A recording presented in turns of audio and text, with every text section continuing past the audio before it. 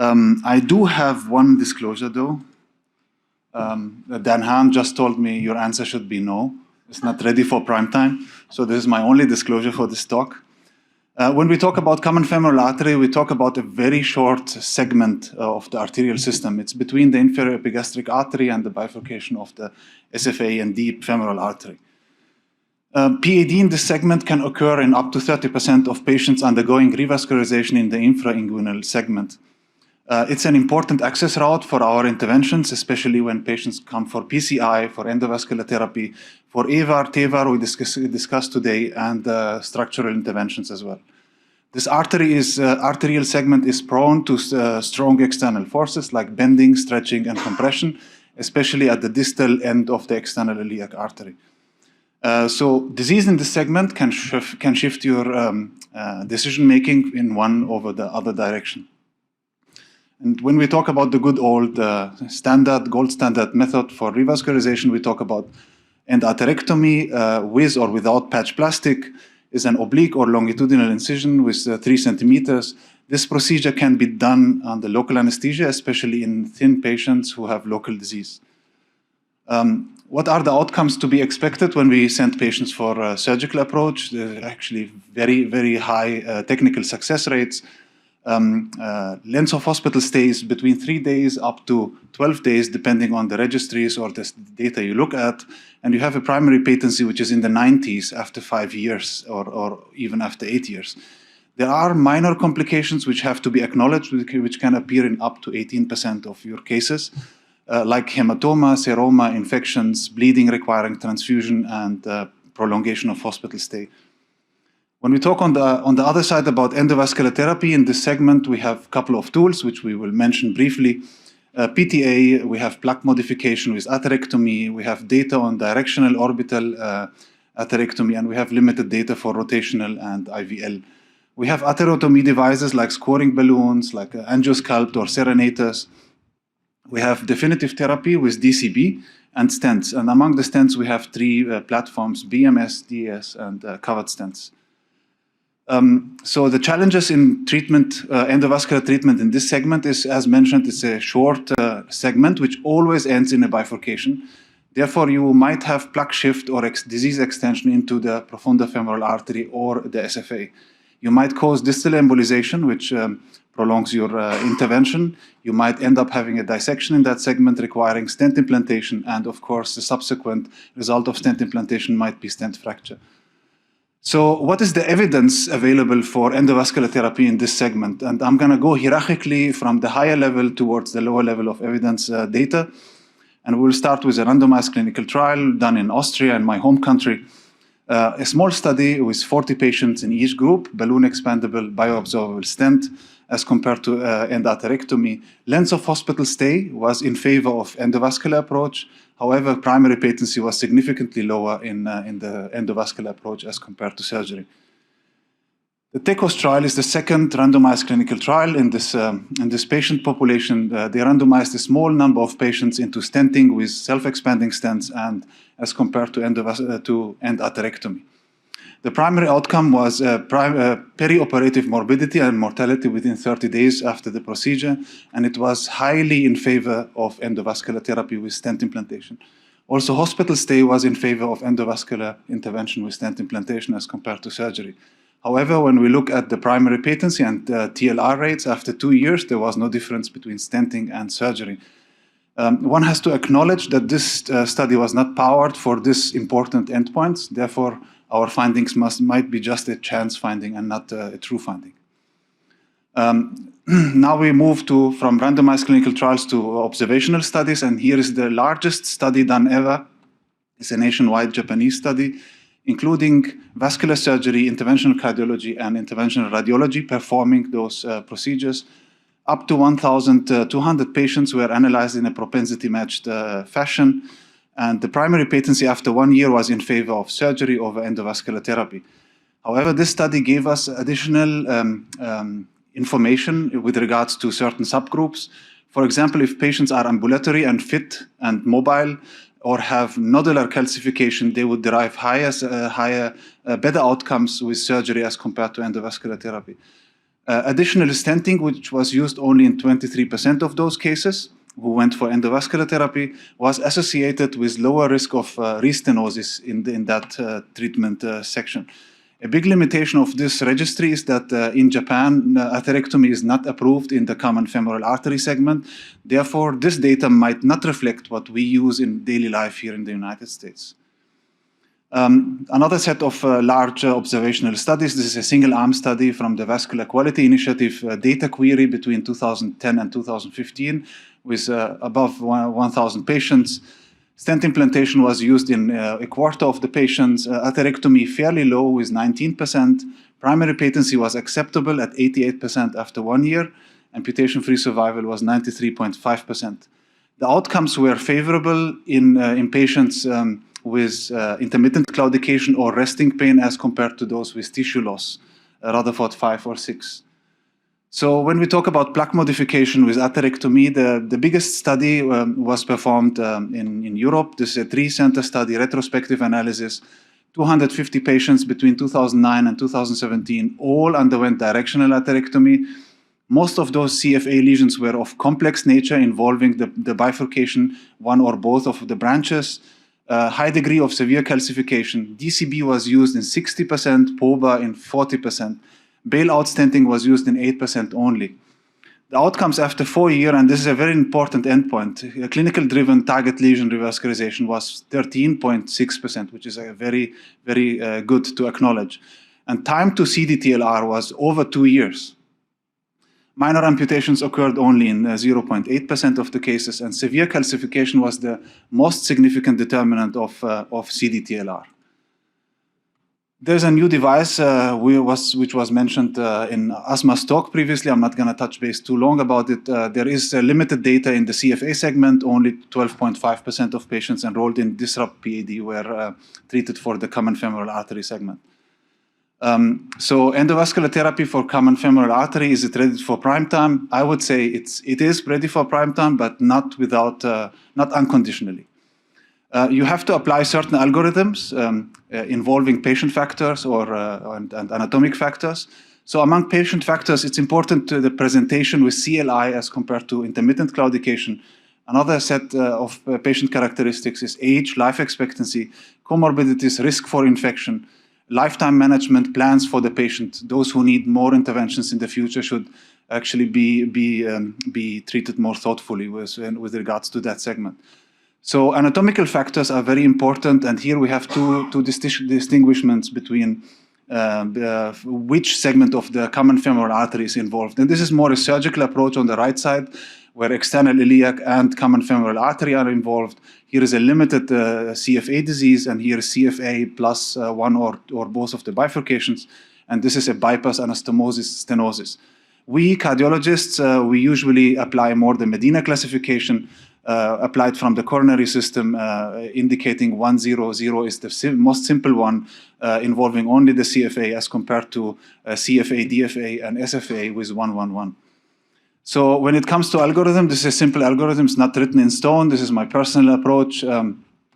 Intermittent claudication patients with good life expectancy, no comorbidities, severe calcification, involvement of the bifurcation are clear better candidates for surgery as compared to endovascular therapy. Those with limited life expectancy, high disease comorbidities, and focal disease are better treated with endovascular therapy, or equally treated with endovascular therapy, to be quite correct. And in patients with critical limb ischemia, where limb salvage is the most important determinant and fast treatment is appropriate, severe calcification, involvement of the bifurcation, fit for surgery can be discussed with the vascular surgeon for surgical approach. Those who are not fit for surgery should go for endovascular therapy right away. Patients with limited life expectancy, non-ambulatory or high disease comorbidities are better treated by endovascular approach. There is a trial coming up in the future from Germany, from Dr. Zeller, Pesto CFA. I think their enrollment is done already, and now the follow-up is pending, and I hope this data will be presented soon at one of the major conferences. With this note, I thank you very much, and I'm open for any questions.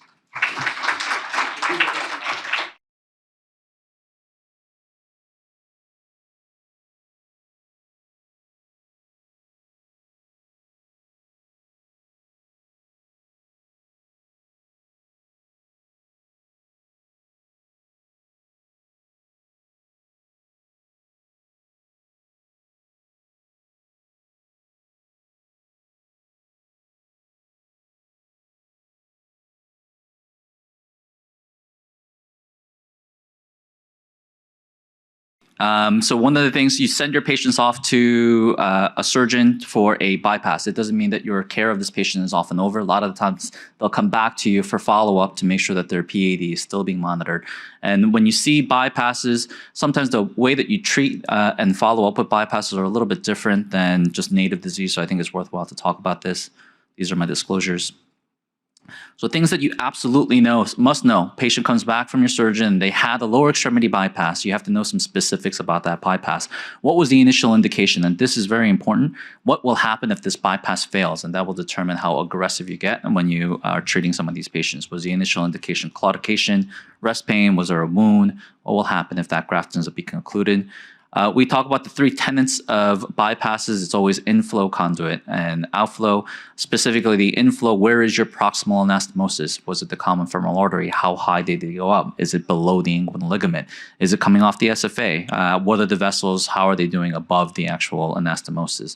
The conduit, we'll talk about this over and over again. Vein is superior to anything else. Vein outcomes, Dr. Sahil Parikh mentioned it. Vein bypasses are phenomenal and they work well. PTFE bypasses are a little bit harder. Their patency is a lot lower. We'll talk about that. If they use PTFE, you still want to know what size was the PTFE that they put in. A lot of the times for vascular surgeons, they're putting in 6mm PTFE bypasses. You need to know that size because if you're sizing any kind of interventions for the anastomosis, it's important for you to know. And then if they did a PTFE bypass to a tibial vessel, for example, did they use a vein cuff or some sort of combination to still anastomosis is important to know. And then outflow, what was it attached to? What was there at the time of the bypass? And this will matter a lot for salvaging your bypasses. When you're diagnosing a failing bypass graft, you're doing it in a couple ways. The patient's either coming to your office because they have new symptoms now. My claudication that was gone after the bypass has come back, or my rest pain that was there has come back now, and they're coming to your office.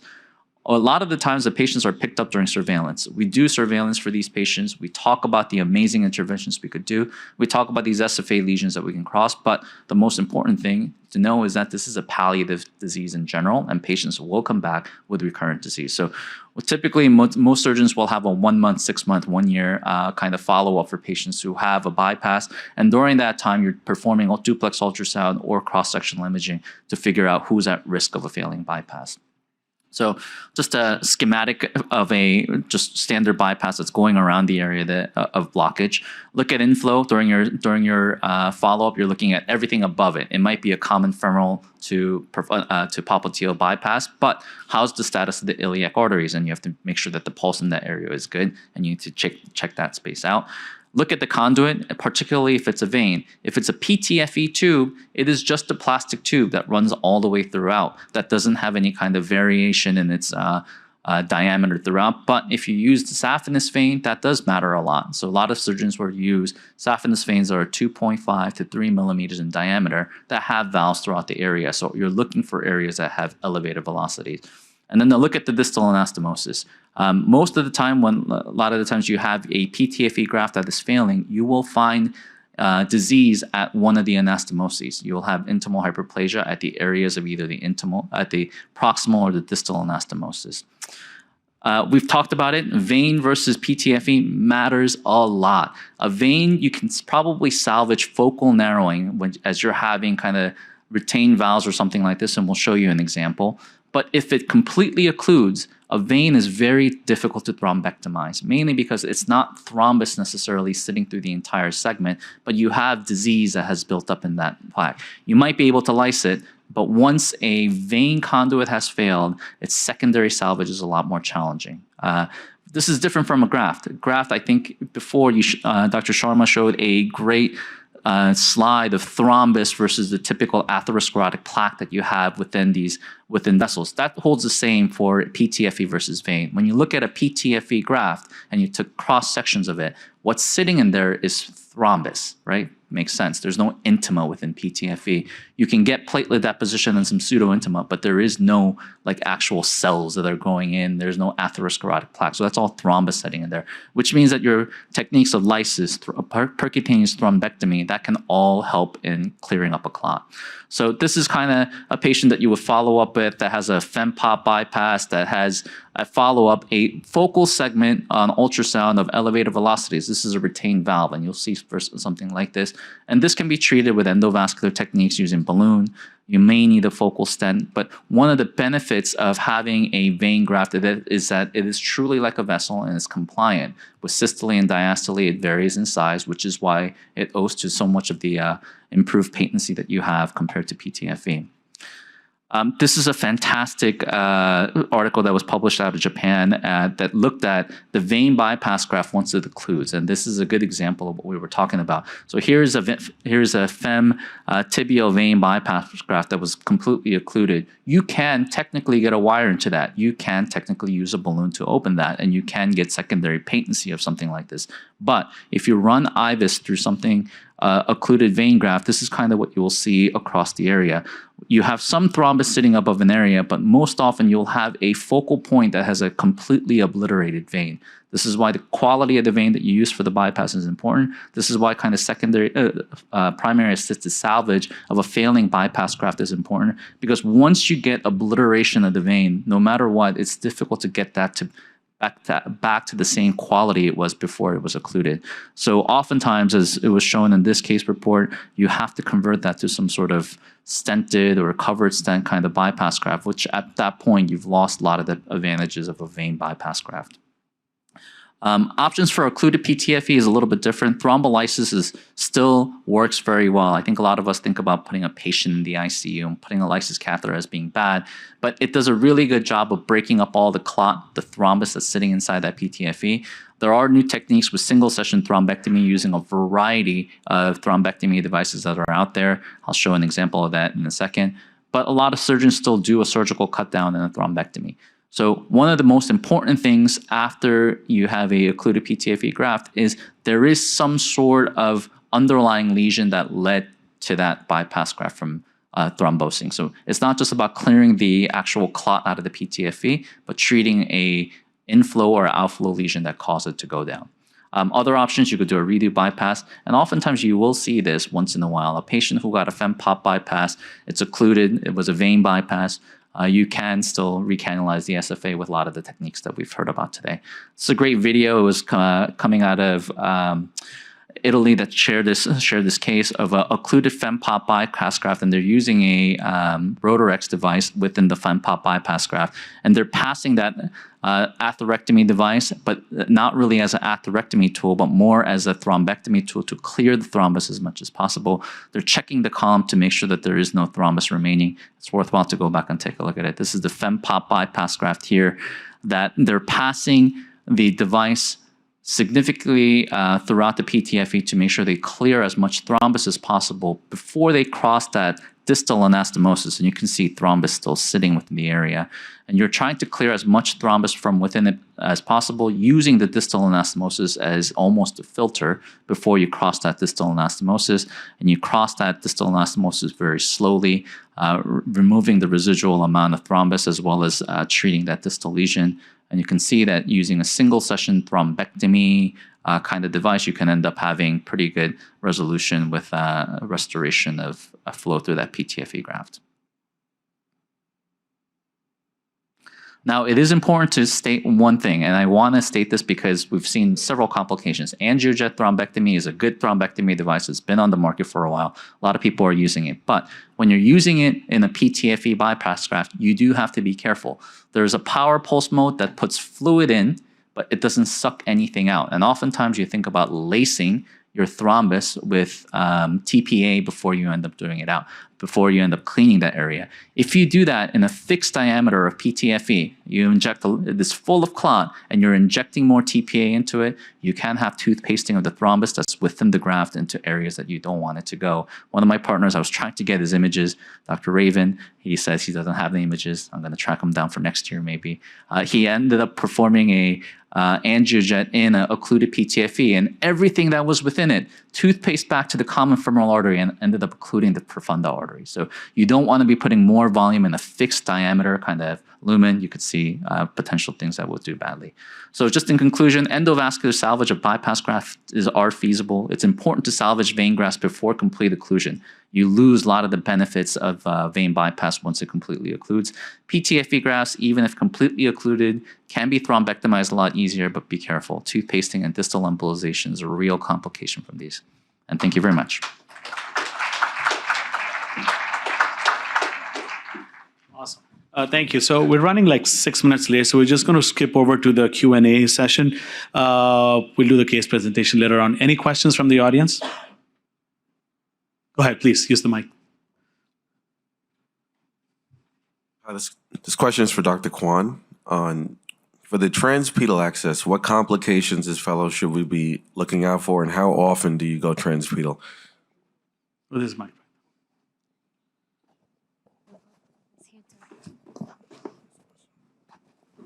Can you hear me? Right. So the complication very similar to any exercise. Okay, you will seek pseudoaneurysm. Okay, you will see AV fistula, and I think you will see occlusion. Okay, but everything is rare if you master the technique. Okay, so similar to transradial. Okay, you will see everything, but everything's very, very minimum. So you have to learn this technique in order to master that, in order to decrease the complication. It's not for everybody, but there's a learning curve on that. And then how often are you going transpedal? When you ask me how often, That's all right. if I say 100%, nobody will believe it. But there's a high rate for me. Okay, I do most is a primary pedal. So that when we say primary, that is the first approach that is over 90%. The reason I said that just because nowadays a lot of people do OBL, which is one of the advantage. You try to avoid the femoral access, and you try to avoid the complication. You want the patient going home safely, and that's one of the reasons. If you're in hospital, so you can manage the femoral complication much better than the outpatient setting. Okay. Yeah, I mean, I guess it's important for the fellows to realize Dr. Kwan has a 30-year experience in femoral before he has a 12-year experience in pedal. So you have to know your basics. I'm not that old, come on. But you have to know your basics well and try to do the stuff that's done. And then, of course, you can look for alternative access, but not going primary pedal the first day or first year or even first few years after your fellowship. Something to respect into. Any more questions? This question is for Dr. Han. So when you mentioned about the occlusion of the bypass graft, so proximal to the conduit, if you had like a progressive lesion, not just the graft, but the inflow above it that's occluded, what's your approach and how do you treat that? And also with the thrombectomy within the graft, you use embolic protection devices to prevent the emboli? Great question.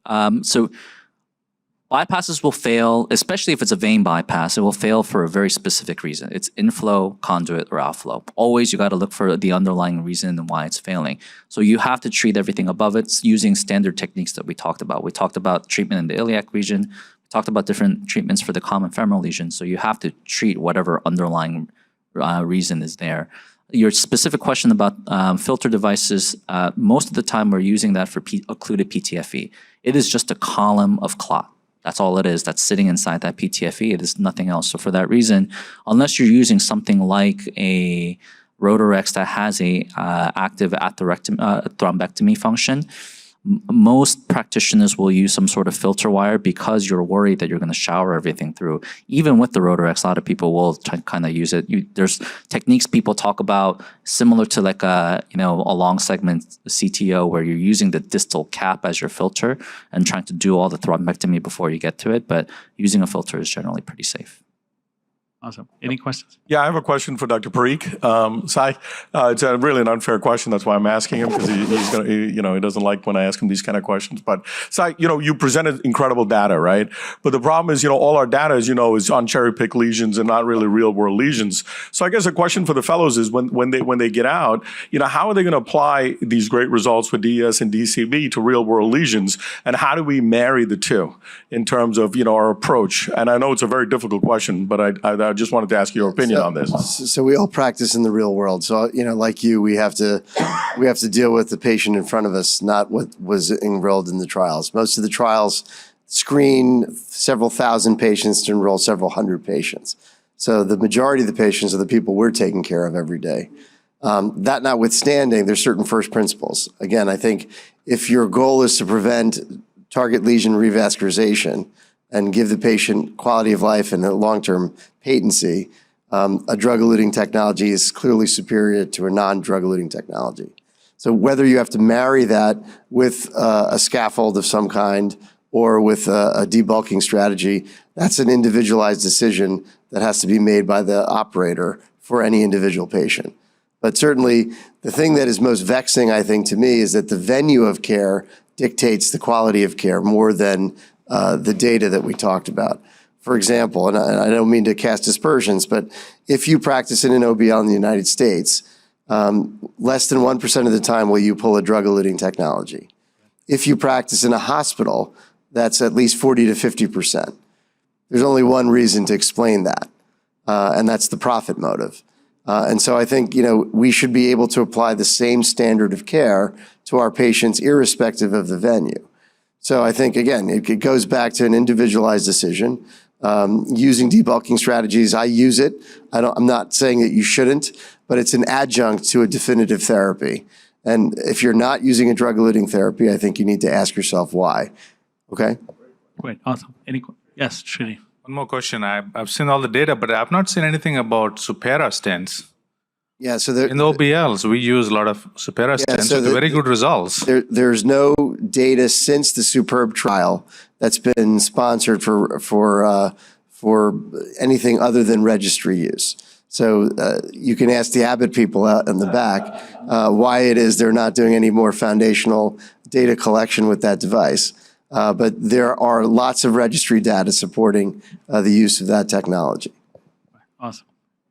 Any questions? All right, yeah. So I was just going to follow up with Dr. Parikh. Just a quick thing. I know it's, again, guidelines and all the updates, but just a basic question from a fellow's perspective, which is everything. Use of dual antiplatelet therapy in PTA, bare metal stent, drug-eluting stent, drug-eluting balloon, and bypass graft. Duration. Simple. I think that for non-drug-eluting technologies, the sort of on-label is probably a month for whether it's balloon or stent. And subsequently, antiplatelet therapy with monotherapy is sufficient. For drug-eluting technologies, most of them have a labeled indication for anywhere from 1 to 3 months. For simplicity's sake, I just do 3 months in everybody. There are emerging data for dual pathway inhibition, which means an oral anticoagulant with an antiplatelet drug. That will probably be in the new guidelines as a 2A. I don't know, I'm not on the guideline committee, but that's my guess based on the data.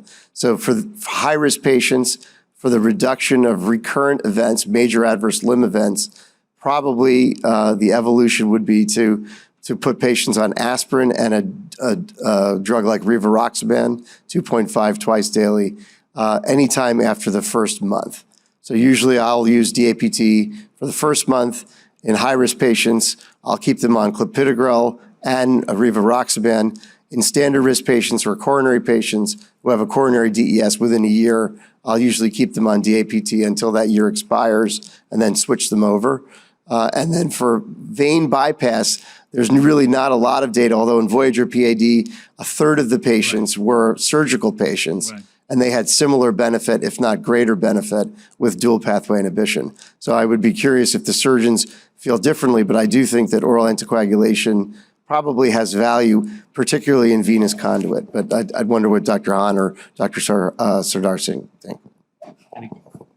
Yeah, I think we've gone towards that. Any patient that we can put on an antiplatelet and low-dose Xarelto, either for vein bypasses, that's our standard maintenance dose. Now, this being said, based on very limited data or no data, for PTFE lower extremity bypasses, I think you showed some slides of how abysmal it is. So a lot of practitioners will use full-dose anticoagulation in those patients along with an aspirin and not the 2.5 dose, mainly because we know that the patency of those are just so much poorer. Awesome. Thanks. BK, you had a question. Wait, just one last question. I think it's important. Again, the fellows, you guys got to be asking the questions. Come on. So this is about common femoral. So, I know that all of us, there's some interest. I know I was asked outside about common femoral. Dan, you as a vascular surgeon, Lucia, you as a vascular surgeon, when do you guys choose percutaneous in the common femoral? That's first choice. And Sardar, is there adequate data right now especially with the VMA CFA trial from Cohen to say that, and also the other trials that you mentioned, to say that it is ready for prime time? Dan, you first. I really do think that the common femoral is still a open first kind of option. It is a place of major flexion where we know that stents don't do well over a long period of time in the point of flexion. But the real reason why it's important to do open there is because of the profunda. The profunda, all of us know you can have a long segment SFA occlusion and the leg will still be alive because profunda patency allows that leg to stay alive. So the ability to open the profunda is what makes open, I think, superior. This being said, there are roles for endo, like really, really obese patient who's had multiple cut downs in the past that you don't want to do a cut down on. Yeah, those are challenging patients. So I'm not saying there's no role for it, but I think by and large, the gold standard is still going to be common femoral endarterectomy. Sardar, you have a comment before we close? I totally agree with Dan. So the VMI CFA study, there were multiple presentations at the time where the patient was, the study was still enrolling. Until now, I did not see the full paper. Therefore, I did not put it in any slide. I agree, Supera is a good stent in tortuous or arterial segments where flexion compression is the nature of failing of a stent.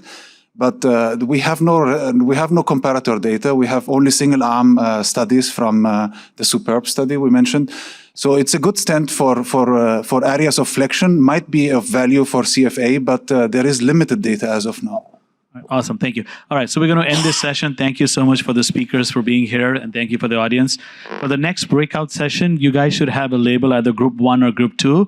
Group 1, please be seated right here. Group 2, if you can move to the back and they'll guide you to the rooms. So group 1, please be seated. Group 2, please move to the back. Thank you.